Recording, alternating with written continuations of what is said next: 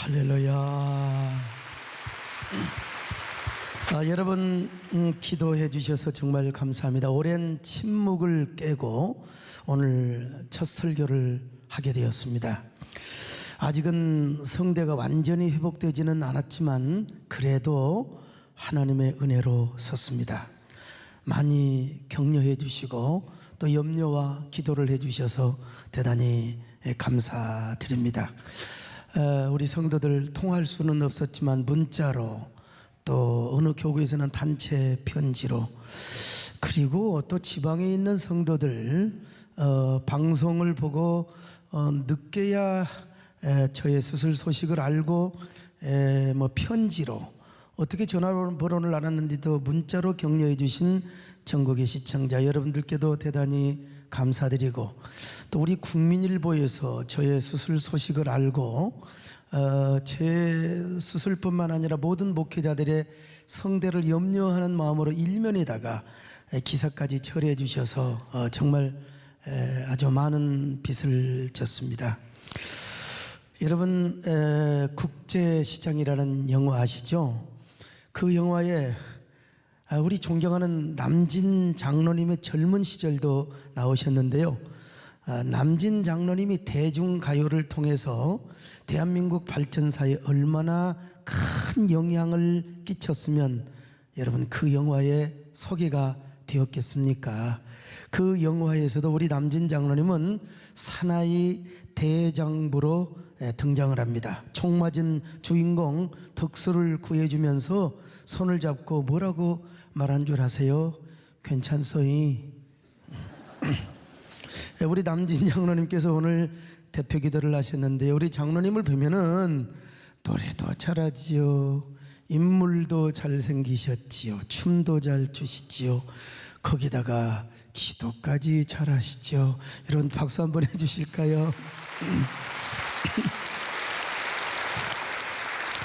국제시장의 영화는 부산의 국제시장을 소개한 후에 흥남철수 장면으로 시작합니다. 거센 눈보라가 몰아치는 흥남부두에 한 남자가 수많은 인파를 헤치며 아내와 자녀들을 데리고 배를 타려고 달려갑니다. 그때 아버지 어머니는 짐꾸러미를 짊어진 데다가 어린 갓난아이들을 등에 업고 배에 오릅니다. 그리고 큰아들 덕수는 여동생 막순이 손을 잡고 배에 오릅니다. 그런데 여러분들이 기억하시다시피 배에 올라가던 중에 여동생 막순이가 밑으로 떨어져 버리고 말지요.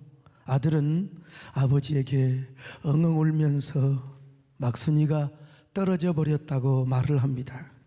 그러자 아버지는 딸을 구하기 위해 다시 배 밑으로 내려갑니다. 이것이 아버지의 마음 아닙니까? 그리고 내려가기 전에 어린 아들에게 이렇게 말을 합니다. 아들아, 울지 말고 명심하거라. 마음 단단히 먹어야 한다. 아버지가 없으면 이제부터 네가 가장이다. 가장은 어떠한 경우에도 가족이 우선이다. 이제부터 네가 가장이다. 엄마와 동생들을 꼭 지켜내야 된다. 이렇게 아들에게 신신당부를 하고는 아버지는 딸을 구하기 위해 다시 내려갑니다. 근데 아버지가 내려가고 나서 얼마 되지 않아 그만 배가 떠나가 버리고 맙니다. 어린 아들은 아버지, 아버지 울면서 악을 쓰며 아버지를 불러보지만 그렇게 아들은 아버지와 여동생과 생이별을 해버리고 맙니다. 바로 이것이 우리 대한민국의 아픔의 역사입니다. 지금도 그 아픔의 흔적이 삼천리 방방곡곡에 서려 있습니다. 그 아픔의 흔적은 남아 문재인 대통령의 가슴 속에서도 남아 있을 것입니다. 오죽하면 현인 선생님께서는 이 흥남철수의 이 작전의 서러움을 오히려 역설적인 분위기로 이 노래를 불렀습니다. 너무나 슬픈 노래인데도 불구하고 전혀 슬프지 않는 곡조로 노래를 불렀는데, 여러분 그 노래 뭔지 아시죠? 글쎄어라 금수나라고 하는 노래입니다. 여러분요.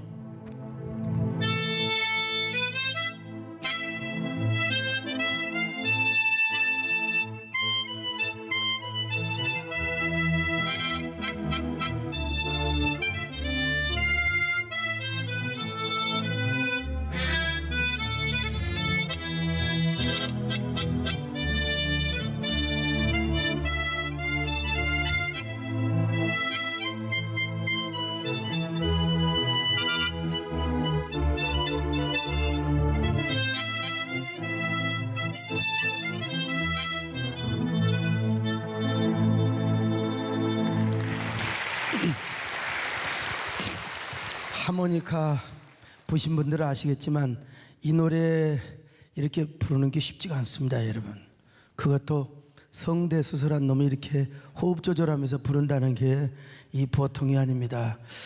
제가 이 노래를 연습을 했더니 우리 정원사님이 옆에 와서 어이 찬송가 좀 불러보소. 내가 속으로 그랬어요. 어찌 참새가 봉황의 깊은 뜻을 알겠습니까? 여기에 써먹으려고 연습한 거지 내가 골비였다고 이 노래 하겠습니까? 여러분요, 또 이 노래 또 하면 어떻습니까마는 세월이 흘렀습니다. 그래서 그 꼬마는 성인이 되어서 아버지의 당부를 지킵니다. 어떻게든지 가족을 지키기 위해서 독일 광부로도 가고 월남 전쟁에도 참전을 하며 온갖 희생을 합니다. 그 주인공 황정민 덕수가 월남에 가서 우리 남진 장로님을 만나게 됐죠. 그의 삶은 마치 대한민국 근현대사의 산증인으로서의 아픔과 애환을 보여주었습니다. 그는 부산국제시장에서 꽃분이네 집 가게를 끝까지 지키며, 왜 아버지가 거기서 만나자고 있거든요. 행여라도 아버지와 여동생이 찾아올까 기다립니다. 그러던 중 언제부턴가 남북 이산가족 찾기 운동이 시작됩니다.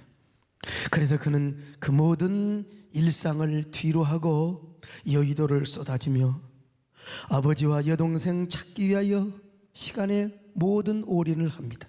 그러나 아무리 찾고 또 찾아도 아버지 이름을 100번이고 1000번이고 불러도 아버지는 나타나지 않습니다. 그러던 어느 날 미국 LA에서 방송국으로 연락이 왔습니다. 미국의 한 여자가 오빠를 찾는다는 것입니다.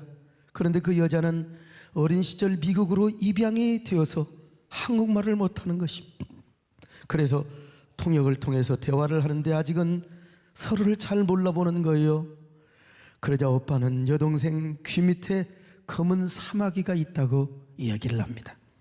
그러자 그 여자는 곧바로 그녀 귀 밑에 있는 검은 점을 보여줘요. 그 모습을 보고 오빠는 오열하기 시작합니다. 게다가 여동생이 흥남 부두에서 헤어질 때 입었던 옷을 보여줘요.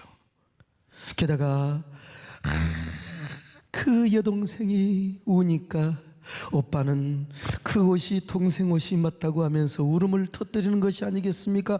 그러자 계속 영어로 이야기를 하던 여자는 화면에 나오는 남자가 자기 오빠라는 사실이 확신이 들자 어린 시절에 했던 한국말을 떠듬떠듬 하는 거예요. 막순아, 여기 운동장 아니다. 막순아, 여기 운동장 아니다. 그 말은 흥남부두에서 오빠가 자기에게 해주었던 말이거든요. 정신 똑바로 붙들어 매고 오빠 손을 잡아야 한다고. 그 모습을 보고 오빠는 더 이상 말을 못하고 계속해서 여러분 울어댑니다. 여동생은 오빠 그때 왜 나를 버리고 갔어요? 오빠 왜 나를 버렸어요? 라고 울면서 물어봐도 오빠는 그냥 울기만 합니다. 그때 상황 얼마든지 설명해 줄 수 있잖아요. 근데 덕수는 여동생에게 미안하다. 여러분, 황정민 씨가 연기도 잘했지만 대한민국 국민이라면 그 장면을 보고 다 울지 않을 수가 없었을 것입니다. 저도 그 장면에서 얼마나 많이 손수건을 적셨는지 모릅니다.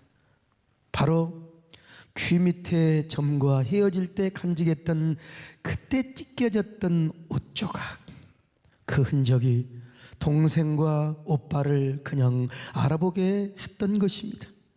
혈육을 찾는데 흔적이 이렇게 중요했던 것이죠. 흔적 때문에 잊혀졌던 혈육과 혈육이 서로를 알아보게 되었던 것입니다. 흔적이라고 하는 것이 이렇게 중요한 거였어요.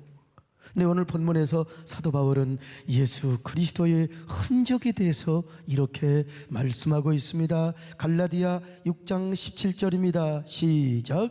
이후로는 누구든지 나를 괴롭게 하지 말라. 내가 내 몸에 예수의 흔적을 지니고 있노라. 당시 갈라디아 교회를 뒤흔들고 있었던 바울의 대적자들은 예수를 믿어도 반드시 율법을 지키고 그 표식으로서 할례를 받아야 한다고 주장했습니다. 그들은 예수를 믿는 것만으로는 불충분하고 할례를 받아야 완전한 언약 백성이 되고 그리고 구원을 받는다고 주장을 했습니다. 그래서 갈라디아 교인들 중에는 할례를 받는 사람이 생겼습니다. 이 소식이 들리자 사도 바울은 격려를 하면서 갈라디아서를 씁니다. 그들이 예수님의 복음을 믿지 않고 다시 율법으로 돌아가면 율법의 저주 아래로 돌아가는 것이라고 책망을 합니다. 갈라디아 3장 10절입니다. 시작. 무릇 율법 행위에 속한 자들은 저주 아래에 있나니 기록된 바 누구든지 율법책에 기록된 대로 모든 일을 항상 행하지 아니하는 자는 저주 아래에 있는 자라 하였음이라. 그뿐 아니라 할례를 받는 것은 육체의 사람으로 돌아가는 것이라고 말합니다. 그래서 예수님의 구속의 복음이나 십자가의 은혜를 자랑하지 않고 이제 자기 육체를 자랑하게 될 것이라고 설파를 하고 있습니다. 갈라디아 6장 13절입니다. 시작. 할례를 받은 그들이라도 스스로 율법은 지키지 아니하고 너희에게 할례를 받게 하려 하는 것은 그들이 너희의 육체로 자랑하려 함이라. 그러나 그는 할례 대신에 자기 몸에 있는 예수 그리스도의 흔적을 자랑하겠다는 것입니다. 바울의 대적자들이 육체의 할례를 자랑한다면 자신은 자기 몸의 흔적으로 낙인처럼 찍혀있는 예수 그리스도의 흔적을 자랑하겠다는 것이죠. 갈라디아 6장 17절입니다. 시작. 이후로는 누구든지 나를 괴롭게 하지 말라. 내가 내 몸에 예수의 흔적을 지니고 있노라. 그러면 여기서 흔적이라는 말은 헬라어로 스티크마타라고 합니다. 낙인이라는 뜻인데요, 로마나 그리스에서 자기 소유물이라는 것을 표시하기 위해서 주인이 물건이나 어떤 짐승의 몸에다가 새빨갛게 달궈진 인두로 불도장을 찍는 것을 스티크마타라고 했어요. 근데 이 불도장은 물건이나 사물에만 찍지 않았습니다. 전쟁에서 포로로 잡혀온 노예들의 몸에도 찍었습니다. 아니, 노예 노릇을 하다가 도망가서 잡혀온 노예들은 특별히 얼굴에 불도장을 찍어버렸어요. 얼굴에다가. 바로 이것을 뭐라고 하느냐? 스티크마타, 낙인 혹은 흔적이라고 했습니다. 그러므로 이 말은 당시로서는 아주 불명예스럽고 수치스러운 단어였습니다. 그러나 사도 바울은 이 단어를 아주 영광스러운 단어로 바꾸었습니다. 이 스티크마타라는 말을 예수님과 연결을 시켜요. 그래서 자기 몸에 예수의 흔적이 있다는 것입니다. 자기야말로 예수님으로 낙인이 찍혀져 있다는 것입니다. 내 몸에 예수의 흔적을 가졌노라. 갈라디아 6장 17절입니다. 시작. 이후로는 누구든지 나를 괴롭게 하지 말라. 내가 내 몸에 예수의 흔적을 지니고 있노라. 예수의 흔적을 지니고 있노라. 그러면 바울이 지녔던 예수님의 흔적이란 무엇을 말할까요? 크게 두 가지로 설명을 할 수 있는데요, 첫째로 자기 자신이 오직 예수 그리스도에게만 속하였다는 의미입니다. 그는 예수님을 구주로 모셨을 뿐만 아니라 그리스도와 함께 십자가에 못 박힌 사람이거든요. 그 유명한 말씀 여러분 다 아시잖아요. 갈라디아 2장 20절의 말씀을 자 같이 한번 합독합니다. 시작. 내가 그리스도와 함께 십자가에 못 박혔나니 그런즉 이제는 내가 사는 것이 아니요 오직 내 안에 그리스도께서 사시는 것이라. 여러분, 그리스도와 함께 십자가에 못 박혔어요.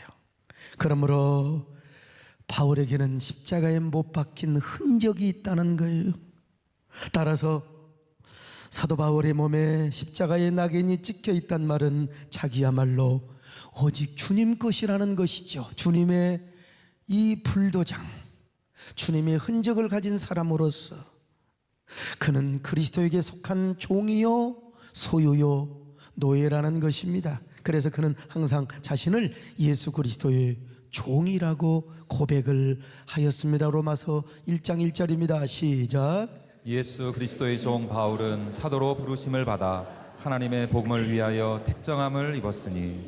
여기 예수 그리스도의 종 바울은 빌립보서 1장 1절도 마찬가지입니다. 시작. 그리스도 예수의 종 바울과 디모데는 그리스도 예수 안에서 빌립보에 사는 모든 성도와 또한 감독들과 집사들에게 편지하노니. 여러분, 사도 바울은 자기가 예수님의 종이라는 사실을 자랑하고 있어요. 당시 종의 신분은 언제나 주인에게 속해 있었습니다. 주인의 소유물이었고 재산이었어요. 그러므로 종이란 주인이 없으면 자기도 존재할 수가 없어요. 주인이 있어야 종도 존재할 수 있어요. 그런 것처럼 사도 바울 역시 오직 주님에게만 속해 있는 주님의 종이요 그리고 노예라는 것입니다. 주님이 없으면 자신도 없어요. 주님이 있어야 자기도 있다는 겁니다. 아무리 자기가 있어도 주님이 없으면 자신이 없는 것이었고, 자신이 없어도 주님이 계시면 자신이 있다는 것입니다. 바로 그 증거가 뭐예요? 스티그마타, 예수의 흔적이라는 것입니다. 그래서 아가서는 이렇게 성도와 우리와의 관계를 묘사해 놓고 있습니다. 아가서 2장 16절입니다. 시작. 내 사랑하는 자는 내게 속하였고 나는 그에게 속하였도다. 오늘 여러분은 어떤 사람입니까? 여러분 언제나 예수님께만 소속되시기를 바랍니다. 주님으로 존재하시기를 축원합니다. 나는 없어도 주님이 곁에 계시면 나는 언제나 있습니다. 나는 있어도 주님이 곁에 없으면 나는 언제나 없습니다. 주님이 계심으로 나도 있고 주님의 노래가 머물러 나는 부를 수 있어요. 주여 꽃처럼 향기 나는 나의 생활이 아니어도 나는 주님이 좋을 수밖에 없어요. 주 예수 나의 사랑이여.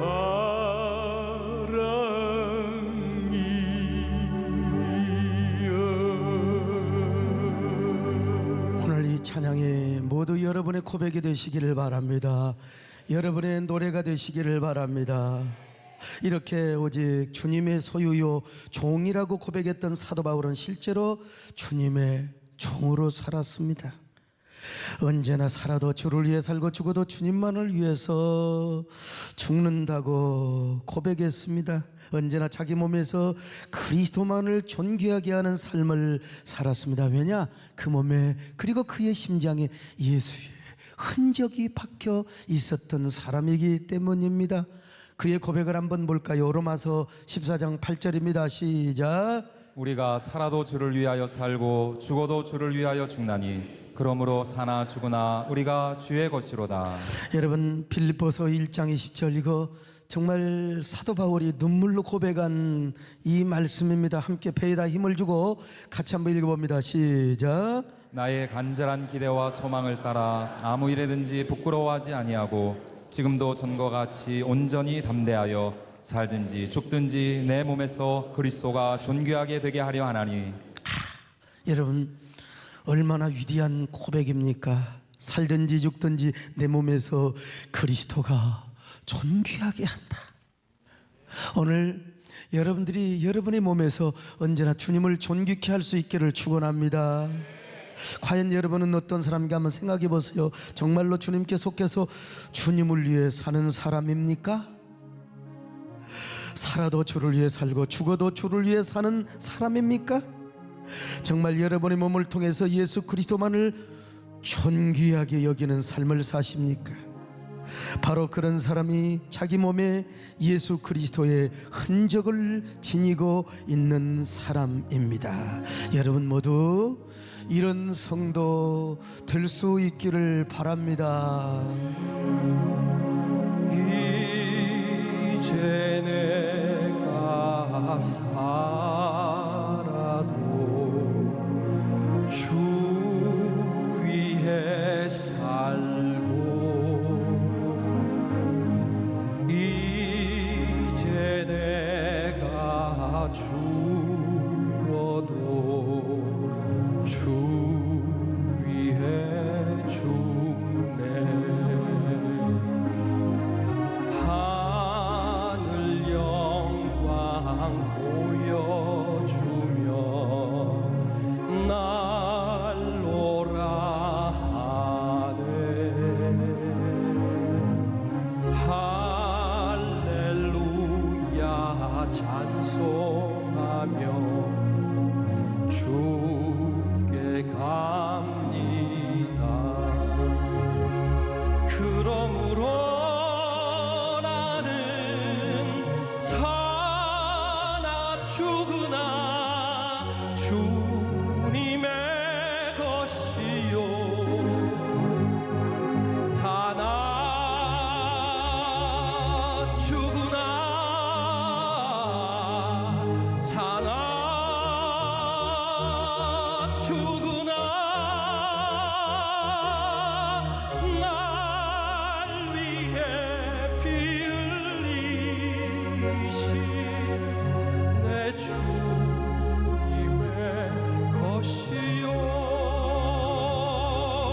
내 주님의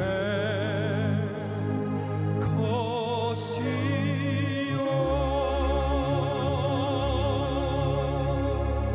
할렐루야. 두 번째, 스티그마타, 예수의 흔적은요, 예수 그리스도의 복음을 전하다가 입은 고난의 상처를 의미해요. 여기서 스티그마타는 헬라어 스티조라는 동사에서 나왔어요. 스티조는 찌르다, 자르다라고 하는 뜻인데요, 이 동사에서 스티그마, 즉 찔린 자국, 잘린 자국이라는 명사가 생겼습니다. 그리고 스티그마타는 복수형으로서 찔린 자국들, 상처 입은 자국들이라고 하는 의미가 됩니다. 사도 바울은 예수 그리스도의 복음을 전하다가 많은 상처를 입었습니다. 그는 하나님의 종이 되고 나서부터 오로지 십자가의 전달자, 십자가의 흔적만 자랑하는 게 아니라 그 흔적을 만들어진 십자가를 전하는 삶을 살았어요. 가는 곳마다 십자가의 복음을 전합니다. 살아도 주를 위하여 살고 죽어도 주 위하여 십자가의 복음을 전하는 것, 이것이 그의 소망이고 오매불망 그의 일심이었습니다. 여러분, 십자가 전달자라는 노래 아시죠? 사도 바울은 그 찬양, 그 가사대로 감상적으로만 부르는 게 아니요, 그는 삶을 그대로 살았던 거요. 여러분, 이 노래 한번 들어보십시다. 난 지극히 작은 자, 죄인 주의 궤 속 무익한 날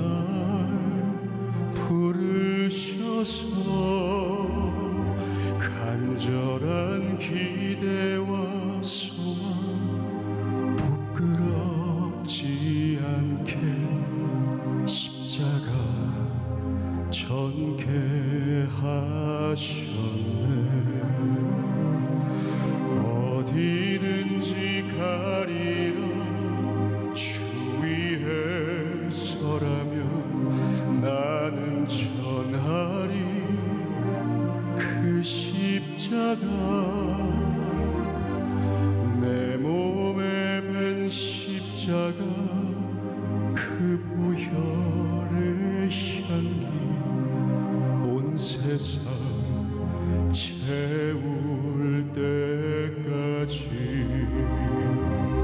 살아도 주를 위해 죽어도 주를 위해 사나 죽으나 난 주의 것 십자가의 능력 십자가의 소망 내 안에 주만 사시는 것 난 지극히 작은 자 죄인 중에 괴수 무익한 날 부르셔서 간절한 기대와 소망 부끄럽지 않게 십자가 전개하셨네.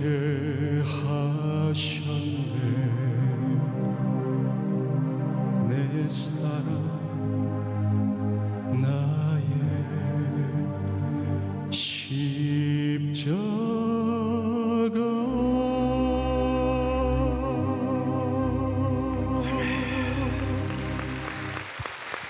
저는 이런 찬양의 가사 귀절을 딱 보면은 사도 바울의 얼굴이 막 어른거립니다.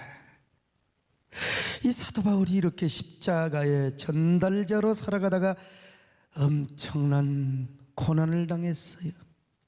말할 수 없는 고난. 그는 그 고난을 고린도후서 11장에서 그냥 개략적으로 일일이 다 할 수는 없고 개략적으로 이렇게 설명을 하고 있습니다. 참 눈물 없이는 읽을 수 없는 그의 고백입니다. 고린도후서 11장 23절로 27절 같이 읽습니다. 시작. 내가 수고를 넘치도록 하고 옥에 갇히기도 더 많이 하고 매도 수없이 맞고 여러 번 죽을 뻔하였으니 유대인들에게 40에서 하나 감한매를 5번 맞았으며 3번 태장으로 맞고 1번 돌로 맞고 3번 파선하고 일주야를 깊은 바다에서 지냈으며 여러 번 여행하면서 강의 위험과 강도의 위험과 동족의 위험과 이방인의 위험과 시내의 위험과 광야의 위험과 바다의 위험과 거짓 형제 중의 위험을 당하고 또 수고하며 애쓰고 여러 번 자지 못하고 줄이며 목마르고 여러 번 굶고 춥고 헐벗었노라.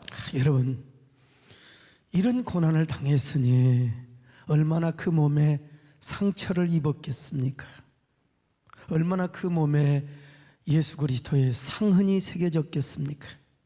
바울의 온몸에는 예수 그리스도를 위해 당했던 상처의 흔적으로 가득했어요. 그뿐입니까? 몸의 상처뿐만 아니라 마음에도 상흔으로 새겨져 있었습니다. 그는 이런 고난 속에서도 마음속에는 늘 교인들 걱정, 교회 걱정으로 가득했습니다. 그 모든 것이 바로 바울의 마음에 상처를 주었던 거예요.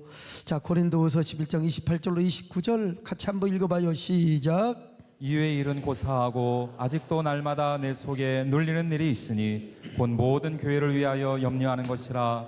누가 약하면 내가 약하지 아니하며 누가 실족하게 되면 내가 애타지 아니하더냐. 여러분, 이 외의 일은 고사하고 육체적인 고난은 두 번째요. 아직도 날마다 내 속에 눌리는 일이 있으니 곧 모든 교회를 위하여 염려하는 것이라. 내 교회만이 아니요, 오늘날로 말하면 우리 한국교회 생태계, 우리 세eden 교회뿐만 아니라 만약에 제가 사도 바울이라면 이웃교회와 지방의 교회와 서울의 중원의 도시들, 저 없는 사이에 제가 활동하지 못한 사이에 나 진짜 아우처럼 사랑하는 우리 박효샘 목사님 열심히 국회 찾아다니고 심지어는 타종교까지 찾아다니면서 이런 생태계를 막으려고 애를 썼는데 바울이 그런 염려를 했다는 거예요. 걱정을 했다는 겁니다. 오늘 여러분은 어떤 사람이요? 여러분의 몸에는 얼마나 복음과 교회를 위한 상처의 흔적이 있습니까? 여러분의 마음에 그리스도의 복음 때문에 당한 상처가 과연 얼마나 있습니까? 교회를 염려하는 마음, 우리 교회뿐만 아니라 한국 교회를 염려하는 마음, 그래서 그 교회 때문에 당한 상처의 흔적이 얼마나 있습니까? 사명을 감당하면서 당한 마음의 상처 여러분 있으시나요? 근데요, 정말 중요한 것이 있어요. 우리는 복음을 전하고 교회를 섬기면서 고난을 당하고 상처를 입으면 쓰러집니다. 마음의 타격을 받아요. 하나님을 원망하고 교회를 원망합니다. 내가 교회 나오다가 이런 일을 당하고 교회 와서 차가 찌그러지고, 주차하다가 남이 와서 받고, 막 목사를 원망하고 교역자를 원망합니다. 여러분, 신앙생활하면서 하나님은요, 내가 일부러 그런 건 아니지만 목사를 통해서도 시험을 줄 때가 있습니다. 정말 섭섭해요. 과거에 우리 서장로님이 나한테 깨우침을 주시더라고요. 그것은 아마 우리 서장로님도 나 때문에 상처를 받을 일이 있었다는 것이겠죠. 주의 종을 통해서도 하나님은 나에게 시험을 줄 때가 있다는 거예요. 그러나 이것을 이기고 영광으로 아는 자에게는 거룩한 상흔이 우리에게 영광스럽게 남아있게 될 것이라는 거예요. 이게 우리 장로님이 저한테 가르쳐 주시더라. 사도 바울 그런 사람이었습니다. 우리는 원망하고 우리는 상처받지만 바울은 그렇지 않았어요. 그런 고난의 상처, 아픔의 상흔을 최고의 자랑으로 생각했고 가장 큰 영광으로 생각했습니다. 그래서 그 고난 때문에 당한 상처의 흔적을 갈라디아 교인들에게 자랑을 하고 있어요. 갈라디아 6장 17절입니다. 시작. 이후로는 누구든지 나를 괴롭게 하지 말라. 내가 내 몸에 예수의 흔적을 지니고 있노라. 여러분, 내가 내 몸에 예수의 흔적을 지니고 있노라. 참 저는 제가 봐도 부족해요. 타고난 성격이 목사하라는 온유한 그런 성격도 아니고요. 뭐 제가 사실 여러 가지로 모나고 가시도 많은 사람이요. 그런데 그럴수록 주님께서 저의 몸에, 저의 심장에 예수 그리스도의 흔적을 새겨주신 겁니다. 몸에도 있고 심장에도 있고, 특별히 말씀을 전하다가 문제가 생겨서 수술을 한 성대에 상처의 흔적이 있습니다. 여러분, 저기 보세요. 아무리 수술을 잘했다고 하지만 아직도 상흔이 있어요. 제대로 내시경으로 보면은 수술한 사람과 수술하지 않는 사람의 이 성대를 우리 남진 장로님이 깨끗하고 완벽하게 찌라이. 비록 힘들고 아프고 답답하긴 했지만 그리스도와 몸된 교회와 성도들을 위한 영광의 상처이기 때문에 저는 그래도 감사할 뿐입니다.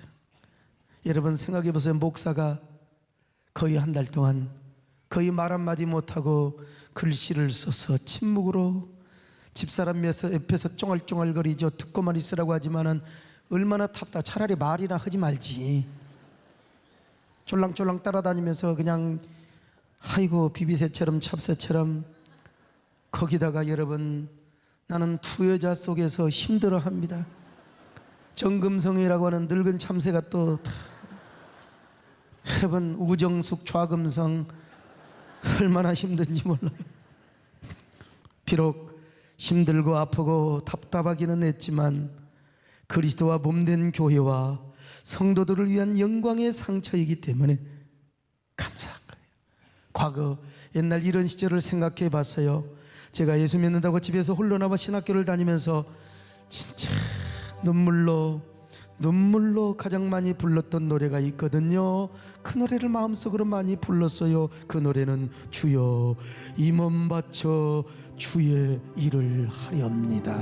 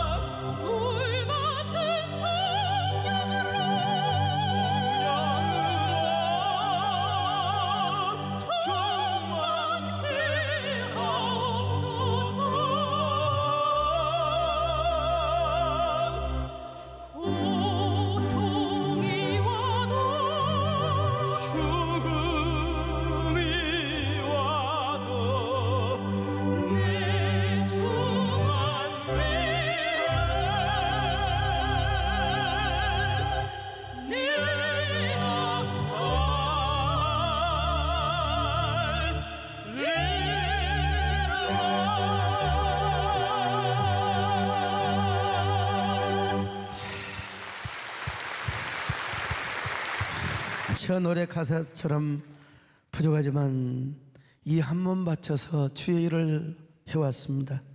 적당히 한 것이 아니라 목에서 피가 나도록 사자오를 토해냈습니다. 강단에서만 목을 쓰는 게 아니라 저는 글도 많이 쓰잖아요. 장거리 차를 타고 다니면서 그 건조한 공기를 마십니다.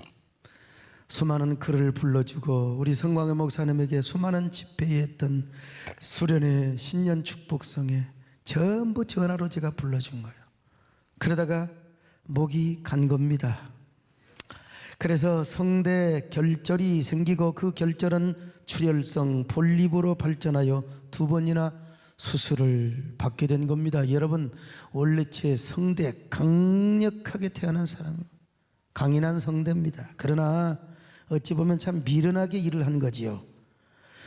그렇지만 사도 바울의 고백처럼 이 역시 저의 영광이고 자랑입니다. 그리고 더 중요한 것은 제 몸에 있는 상흔보다 제 가슴에 찍혀져 있는 그리스도의 흔적이라고 하는 거예요.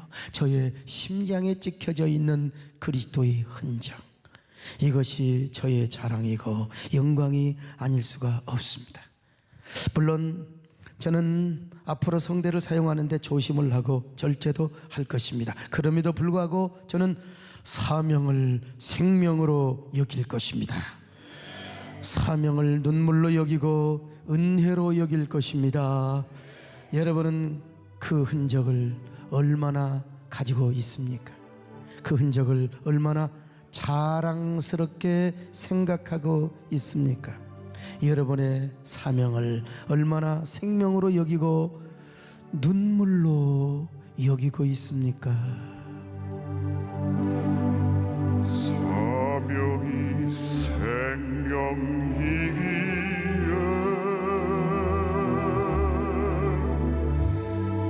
사명이 눈물이기에 힘들고 어려워도 사명의 길을 걸어가리라. 사명이 은혜이기에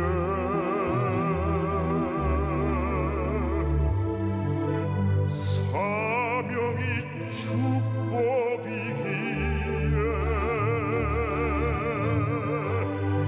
외롭고 고독해도 사명의 노래를 부르리라. 내 삶이 끝나는 그 순간까지, 내 마지막 호흡이 그치는 그 순간까지 사명의 길에서 쓰러지리라. 사명의 길에서 쓰러지리라.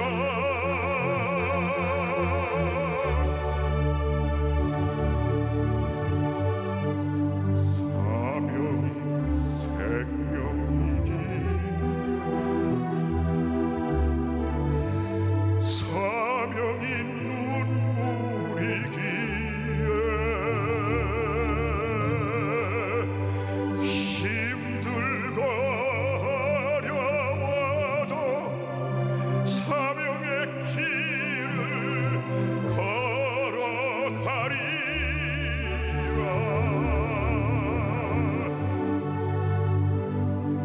사명이 은혜이기에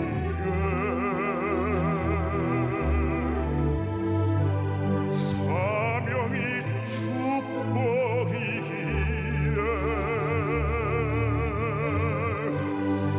외롭고 고독해도 사명의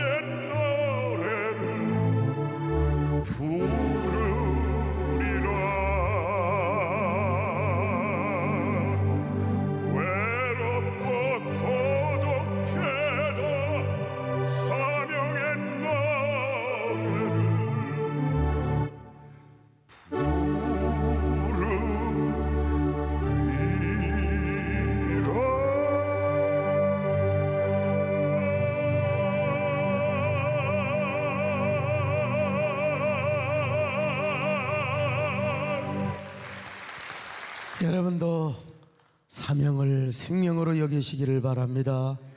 사명을 눈물로 여기시기를 바랍니다. 사명이 은혜요 축복이 되시기를 축원합니다.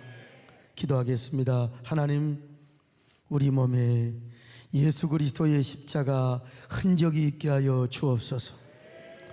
예수 그리스도와 교회 그리고 사명 때문에 생긴 흔적이 더 많아지게 하여 주시옵소서. 그 흔적을 최고의 영광으로 여기게 하여 주시옵소서. 예수님의 이름으로 기도드리옵나이다. 아멘.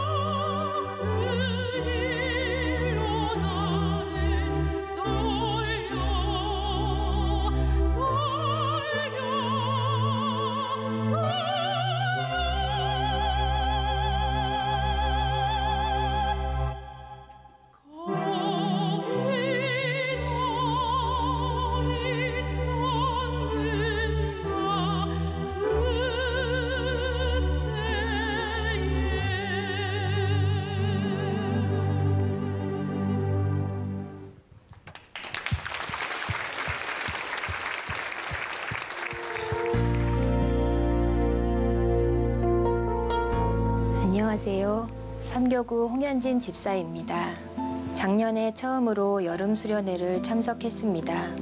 수련회라는 것도 교회를 다니며 처음 와본 저는 기도로 준비도 하지 못하고 참석하게 되었습니다. 처음 도착하여 개회 예배를 하고 식사할 때부터 아직 5살 어린 둘째는 더운 날씨와 너무 많은 사람들 속에 줄을 기다리며 짜증을 내기 시작했고 저 또한 처음에는 불평불만이 나오기 시작했습니다. 남편 없이 아이 둘을 데리고 온 수련회가 고생길은 아닐까 하는 생각이 들었습니다. 그때 한 집사님께서 힘들죠? 다 힘든데 생명나무를 붙잡는 거예요 라고 말씀해 주셨습니다. 이런 생각도 잠시 많은 집회와 빠듯한 일정으로 몸은 피곤하고 쉽지 않았지만 하나님께서 은혜로 다스려 주시는 오크밸리 안에서 담임 목사님께서 3박 4일간 새벽과 저녁 온 마음과 열정을 쏟아 부으시며 쉬지 않고 전해주시는 모습에 더 큰 은혜를 받으며 그렇게 말씀의 은혜에 빠져 골프동에서 버스를 타고 오가며 매일 새벽 설레는 마음으로 집회에 참석을 했습니다. 모든 말씀이 좋았지만 특별히 하나님이 주시는 은혜, 영적인 만나로 만족하라는 말씀이 제게 큰 은혜의 말씀으로 다가왔습니다. 하나님과 나와의 사이에 비밀한 감추인 은혜, 주는 자와 받는 자만이 아는 은혜를 붙잡고 나아갈 때 우리는 하나님께 더 큰 순종과 헌신, 희생을 하게 되고 하나님이 주신 은혜로 만족하며 살아가는 삶이 바로 믿음의 세계, 하나님의 세계에 사는 삶이라고 하셨습니다. 또한 영적인 권위를 인정하라는 말씀에도 큰 깨달음을 주셨습니다. 하나님의 권위를 알고 인정하며 영적 신세대의 지도자가 되어 가나안 땅을 정복한 갈렙처럼 영적인 믿음의 눈으로 은혜와 언약의 안경을 쓰고 모든 사건을 바라보라는 말씀에도 큰 은혜를 받았습니다. 항상 저의 삶을 온전히 내려놓지 못하고 제가 중심이 되어 순종하지 못하고 믿음으로 나아가지 못했던 저의 모습을 돌아보게 하셨습니다. 하나님께서 제 삶에 늘 놀라운 축복과 크신 사랑을 부어주심에도 부족하고 무지한 저는 때때로 그 은혜를 잊고 두 마음을 품고 반쪽짜리 마음으로 하나님을 섬겼던 제 모습을 회개하고 저의 영혼은 하나님의 은혜 없이는 살아갈 수 없다는 것을 다시 한번 깊이 깨닫는 시간이었습니다. 영적인 신세대로 거듭나 하나님과 나와의 비밀한 만나의 은혜를 붙잡고 나아갈 때 영적 헤브론의 축복이 임한다는 사실을 믿음으로 받았습니다. 이렇게 하나님께서는 믿음의 길을 잘 몰랐던 제게 여름 수련회 3박 4일간 8번의 은혜로운 말씀을 통하여 제가 나아가야 할 믿음의 길, 축복의 길을 알려주셨습니다. 작년부터 올해를 돌아보니 수련회 때 들었던 말씀처럼 신앙생활을 할 수 있도록 하나님께서는 부족한 저를 늘 보살펴 주시고 인도하여 주셨습니다. 올해 수련회를 준비하면서 하나님께서는 저에게 먼저 큰 은혜를 주셨습니다. 작년 여름 수련회 때 저녁에 하루 겨우 와서 그것도 말씀도 다 듣지 못하고 갔던 남편을 하나님께 내년에는 꼭 같이 수련회 참석하여 말씀의 은혜 같이 받을 수 있는 은혜를 달라고 기도했습니다. 하나님께서는 저의 기도에 응답하여 주시고 남편을 세워 주셔서 수련회 전일 참석과 관광팀의 봉사자로 쓰임받고 사명을 감당할 수 있는 은혜를 주셨습니다. 남편을 이 자리에 세워주신 것이 저에게는 너무나도 큰 은혜입니다. 올해 수련회는 하나님의 더 큰 은혜를 사모하며 먼저 기도로 준비하고 기도 제목을 정하고 올해 수련회 말씀을 미리 묵상하고 모든 부분을 기도로 준비하라는 마음을 하나님께서 주셨습니다. 또한 이렇게 간증의 자리에 세워주셔서 작년 여름 수련회의 말씀도 한 번 더 마음속에 되새겨보니 올해 수련회 말씀 참 자유와 승리의 삶으로 라는 주제로 어떤 은혜를 주실지 더욱 기대가 됩니다. 항상 부족한 저를 붙들어 주시는 하나님, 이렇게 미리 수련회의 은혜를 사모하며 간증할 수 있도록 큰 은혜 주신 하나님께 모든 영광 올려드립니다. 감사합니다.